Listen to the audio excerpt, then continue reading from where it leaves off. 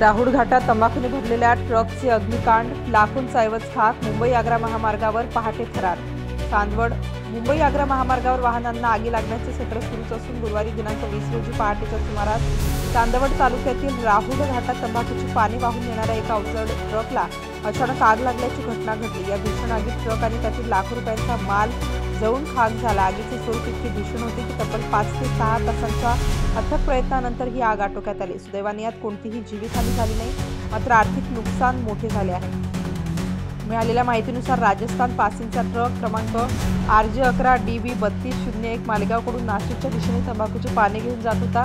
गुरुवारी पहाटे 3:30 वाजेच्या सुमारास हा ट्रक राहुळ घाटातील अवघड वळणावरील म्हसोबा मंदिराजवळ आला। यावेळी अचानक ट्रकमधून धूर निघू लागला आणि काही क्षणातच आगीने रौद्र रूप धारण केले। ट्रकमध्ये सुकलेला तंबाखूचे पानं असल्यामुळे आगीने भडका वेगाने घेतला आणि संपूर्ण ट्रक आगीच्या लोळात वेढला गेला। पहाटेची वेळ आणि घाटातील अंधार यामुळे सुरुवातीला गोंधळाची परिस्थिती निर्माण झाली होती, मात्र घटनेची माहिती मिळताच महामार्गावरील सोमाटूर कंपनीचे कर्मचारी रूप पेट्रोलिंग टीमचे राहुल ठाकरे, शैलेश आहिरे यांनी तातडीने घटनास्थळी धाव घेतली। तसेच चांदवड नगर परिषदेच्या अग्निशमन दलाचा बंबही पाचारण करण्यात आला।